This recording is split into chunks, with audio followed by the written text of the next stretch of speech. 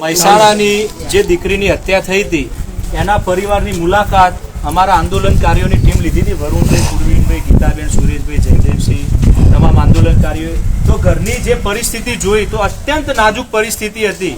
તો સ્થળ ઉપર જ એ અત્યંત નાજુક પરિસ્થિતિ અને પરિવારની હાલત જોઈ વરુણભાઈ, પૂર્વીનભાઈ અને ગીતાબેન એ ત્રણ તરફથી માજીને 21,000 રૂપિયાનું યોગદાન જાહેર કર્યું. એ બદલ ત્રણનો હું આભાર માનું છું.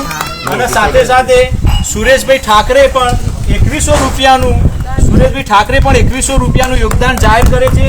અને અમે પરિવારને પણ વિનંતી કરીએ અને અમારી ટીમે પણ કીધું કે બેન ચિંતા કરતા નહીં, તમારી દીકરીને ન્યાય પણ મળશે.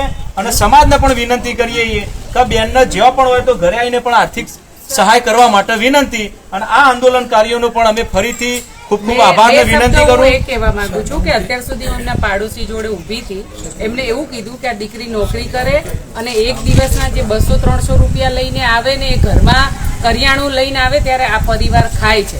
આપણે બહુ મોટી વાતો કરી છે કે પાટીદાર સમાજ ખૂબ સુખી છે, બહુ સક્ષમ છે. આ પરિસ્થિતિ એક બીજી વાસ્તવિકતા પણ આજે આપણે નજર સામે મેં કદાચ પહેલી વાર જોઈ હશે. એટલે આ પણ એક આપણી રિયલ વાસ્તવિકતા છે. જ્યારે લાખો કરોડોના દાન દઈ અને શાલો ઓઢાય છે અને એક આ બીજી વરવી વાસ્તવિકતા પણ આજે આ દેખાય છે. તો હું આપ સૌને વિનંતી કરું છું, મારો અવાજ જ્યાં સુધી જાય ત્યાં સુધી. આ એક બા તરીકે મને પણ ખૂબ દુઃખ લાગ્યું છે કે એના ઘરની દીકરી એને ગુમાવી છે. તો જેને દીકરી ગુમાવી હોય એને દુઃખની વ્યથા એ જ સમજી શકે. પણ એ દીકરીને એના પરિવારને ખૂબ જરૂર છે. તો આપ મન મૂકીને એ પરિવારને મદદ કરજો. એમનું બેંક એકાઉન્ટ ખોલવાની બેંક એકાઉન્ટ પણ એમનું એક્ટિવેટ છે કે નહીં ખબર નથી, એટલે અમે કેશ સહાય કરી દે. અને સતીશભાઈને અને સુરેશભાઈને દર્શનભાઈને જો અમે જવાબદારી સોંપી હતી, વકીલ સાહેબને ચાવડા સાહેબને જવાબદારી સોંપી હતી કે એમનું બેંક એકાઉન્ટ ના હોય તો એમનું બેંક એકાઉન્ટ ખોલી દે, યુપીઆઈ કોડ જનરેટ કરી દે.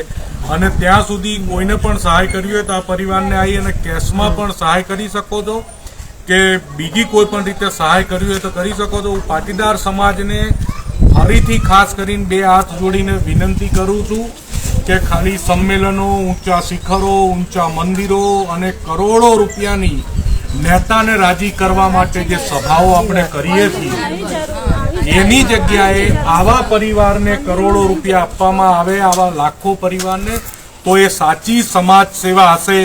અમે અમારી શક્તિ પ્રમાણે મેં પૂર્વીનભાઈએ, ગીતાબેને, દર્શનભાઈએ, સુરેશભાઈએ બધાએ સહાય કરવાની શરૂઆત કરી દે. તો સમાજના આગેવાનોને ફરીથી બે હાથ જોડીને વિનંતી છે,